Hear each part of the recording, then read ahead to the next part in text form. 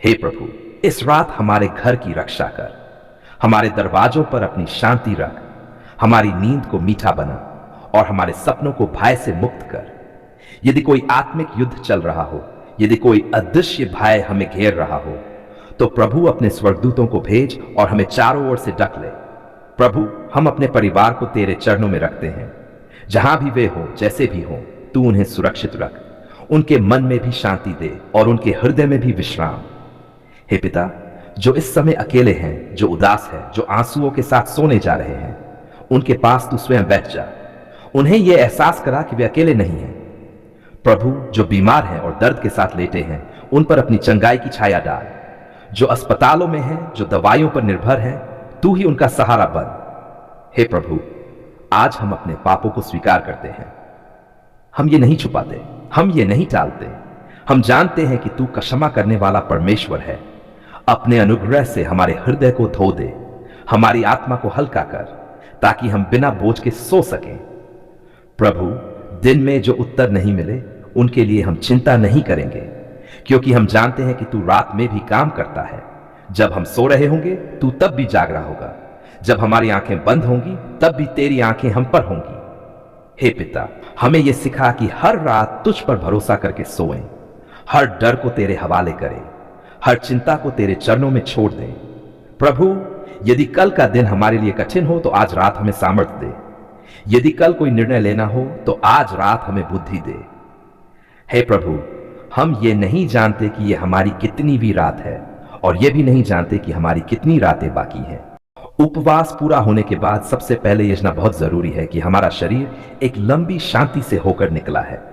पेट खाली रहा, पाचन तंत्र ने विश्राम किया और आत्मा ने अपने तरीके से प्रभु के साथ समय बिताया। इस समय जो हम खाते हैं वह केवल भोजन नहीं होता, वह शरीर के लिए संदेश होता है कि अब धीरे धीरे जागना है, भागना नहीं है। उपवास के बाद सबसे पहली जरूरत होती है शांति की, शांति मन में भी और पेट में भी। इसलिए उपवास तोड़ते समय जल्दी नहीं करनी चाहिए। लालच में आकर भारी, तला हुआ या बहुत मसालेदार खाना सीधा ही लेना चाहिए। सबसे पहले अपने शरीर को यह भरोसा दिलाए कि आप उसका ध्यान रख रहे हैं। उपवास के बाद गुनगुना पानी धीरे धीरे घूंट घूंट करके पीना बहुत अच्छा रहता है। यह पेट को बताता है कि अब काम शुरू होने वाला है, पर घबराने की जरूरत नहीं। यदि संभव हो तो पानी में थोड़ा सानी बूया 1-2 बूंद दशा डालकर पी सकते हैं। यह शरीर को हल्के से ऊर्जा देता है और पाचन को जगाता है। इसके बाद ऐसा भोजन चुनना चाहिए जो नरम हो और आसानी से पच जाए। सादा लिया हल्की खिचड़ी उपवास के बाद बहुत अच्छा विकल्प होता है। यह पेट को भोजनहीन देता और शरीर को धीरे धीरे ताकत लौटाता है। सादा चावल थोड़ी दाल के साथ या पतली दाल का पानी भी बहुत लाभकारी होता है।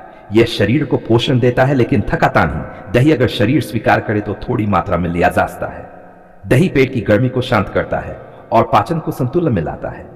उबली हुई सब्जियां जैसे तय, लौकी, तोरी, गाजर, कद्दू उपवास के बाद बहुत अच्छी रहती हैं। ये हल्की होती हैं और शरीर को धीरे धीरे सामान्य स्थिति में लाती हैं।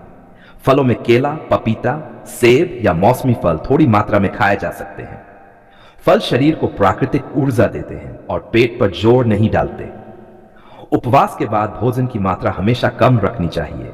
यह समय पेट भरने का नहीं, बल्कि पेट को समझाने का होता है। थोड़ा खाइए, फिर रुकिए। अगर लगे कि पेट ठीक है, भी रोल लें। उपवास के तुरंत बाद तला हुआ खाना, बहुत मीठा, बहुत तीखा या बहुत ठंडा भोजन नहीं लेना चाहिए। ऐसे भोजन से पेट में जलन, गैस या भारीपन हो सकता है और उपवास का लाभ कम हो सकता है। चाय या कॉफी उपवास के तुरंत बाद नहीं लेनी चाहिए। यह पेट को झटका देती है। अगर लेना ही हो तो कुछ समय बाद हल्की मात्रा में लें। शरीर को उपवास के बाद समय चाहिए फिर से पूरी तरह सक्रिय होने के लिए।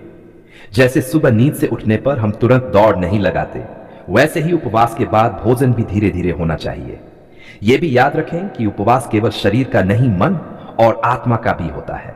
इसलिए उपवास के बाद खाना खाते समय मन में कृतज्ञता रखें।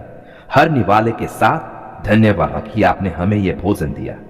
धन्यवाद कि आपने हमारे शरीर को संभाल कर रखा। जब हम धन्यवाद के साथ खाते हैं तो भोजन भी औषधि बन जाता है। उपवास के बाद क्रोध, जल्दबाजी और चिड़चिड़ापन से भी बचना चाहिए, क्योंकि शरीर अब भी संवेदनशील होता है।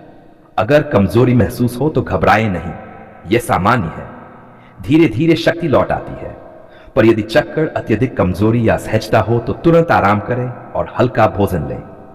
उपवास के बाद शरीर से ज्यादा मन को बिगाड़ने वाली चीज जल्दबाजी होती है, इसलिए शांत रहिए, धीरे खाइए, धीरे चलिए, धीरे बोलिए। उपवास के बाद जो भोजन प्रेम से, संतुलन से और धन्यवाद के साथ लिया जाता है, वही भोजन शरीर और आत्मा दोनों को मजबूत करता है। याद रखिए, उपवास तोड़ना उत्सव नहीं है, यह संक्रमण है, एक अवस्था से दूसरी अवस्था में जाने का समय। और जो लोग इस समय को समझदारी से पार करते हैं, उनका शरीर और उनका मन दोनों लंबे समय तक स्वस्थ रहते हैं। इसलिए उपवास के बाद जो भी खाएं वह कम हो, सादा हो, पवित्र भाव से हो और प्रभु के धन्यवाद के साथ हो। यही सबसे उत्तम मार्ग है। सच्चे और विश्वास योग्य प्रभु, आज हम तेरे सामने हाथ फैलाकर कुछ मांगने नहीं आए हैं। आज हम कोई नई विनती लेकर नहीं आए हैं। आज हम केवल एक ही शब्द लेकर आए हैं, धन्यवाद। धन्यवाद प्रभु कि आपने हमारी पुकार सुन ली है। जब हमारी आवाज कांप रही थी, जब शब्द ठीक से निकल भी नहीं पा रहे थे, जब हम केवल रो पा रहे थे, तब भी आपने हमें सुना।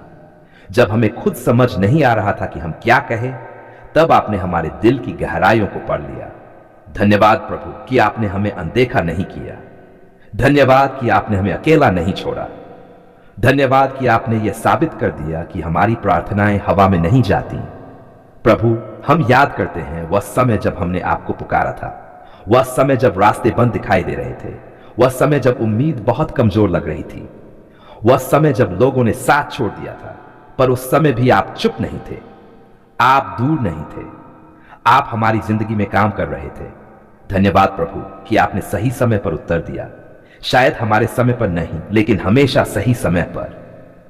आज हम पीछे मुड़कर देखते हैं तो समझ पाते हैं कि आपने हर आंसू का मूल्य रखा, आपने हर रात की तरफ को गिना, आपने हर उस प्रार्थना को सुना जो टूटे दिल से निकली थी।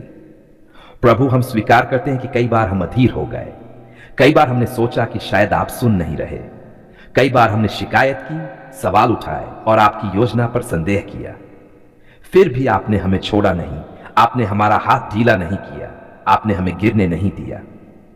धन्यवाद प्रभु कि जब हम कमजोर थे तब आप हमारी ताकत बने, जब हम डर में थे तब आप हमारा साहस बने, जब हम अंधकार में थे तब आप हमारी रोशनी बने। प्रभु, हम नहीं जानते कि आपने कितनी बार हमें ऐसे खतरों से बचाया जिनके बारे में हमें पता भी नहीं चला। हम नहीं जानते कि कितनी बार आपने हमें टूटने से पहले ही थाम लिया। आज हम खुले दिल से कहते हैं धन्यवाद प्रभु। धन्यवाद उस हर सुबह के लिए जब हमने आंखें खोली, धन्यवाद उस हर रात के लिए जब आपने हमें शांति से सुलाया, धन्यवाद हर उस दिन के लिए जो कठिन था पर आपने हमें पार कराया। प्रभु, हमारा जीवन आपकी दया की कहानी है, हमारी सांसें आपकी कृपा का प्रमाण है, हमारा आज आपके अनुग्रह का फल है। धन्यवाद प्रभु कि आपने हमारे परिवार को संभाला, जहां टूटन थी वहां आपने जोड़ दिया, जहां डर था वहां आपने भरोसा भर दिया। धन्यवाद उन रिश्तों के लिए जो आपने बचाए, और धन्यवाद उन रिश्तों के लिए भी जो टूट गए, क्योंकि उनसे हमने सच्चाई सीखी। प्रभु, धन्यवाद उस भोजन के लिए जो हमारी मेज पर आया, धन्यवाद उस छत के लिए जिसने हमें ढका, धन्यवाद उन कपड़ों के लिए जो हमारे शरीर को ढकते हैं। कई बार हमने इसे साधारण समझा, पर आज हम जानते हैं कि यह सब आपकी कृपा है। धन्यवाद प्रभु, बीमारी में चंगाई के लिए, कमजोरी में सामर्थ्य के लिए, आंसुओं के बीच मिली शांति के लिए। धन्यवाद उस समय के लिए जब आपने तुरंत उत्तर नहीं दिया पर हमें प्रतीक्षा करना सिखाया। धन्यवाद कि आपने हमें मजबूत बनाया, केवल खुश नहीं।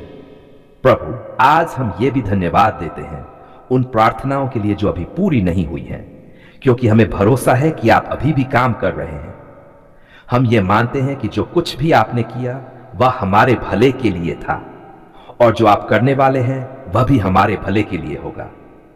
धन्यवाद प्रभु कि आपने हमें विश्वास में बनाए रखा। धन्यवाद कि आपने हमारी आशा को मरने नहीं दिया। आज हम वादा करते हैं कि हम केवल पाने के समय ही नहीं बल्कि प्रतीक्षा के समय भी आपका धन्यवाद करेंगे। हम ये वादा करते हैं कि अच्छे दिनों में भी आपको नहीं भूलेंगे और कठिन दिनों में भी आप पर भरोसा रखेंगे। हे पिता परमेश्वर, हम चाहते हैं कि हमारा जीवन आपकी गवाही बने, हमारी जिंदगी देखकर लोग ये कह सकें कि सच में परमेश्वर जीवित है। आज एक बार फिर पूरे दिल, पूरे मन और पूरे विश्वास से हम कहते हैं धन्यवाद प्रभु, आपने हमारी पुकार सुन ली है। ये धन्यवाद केवल शब्द नहीं है, ये हमारा अनुभव है, ये हमारा सच है। हम ये प्रार्थना कृत हृदय, झुके हुए मन और भरोसे से भरी आत्मा के साथ आपके पवित्र नाम में करते हैं।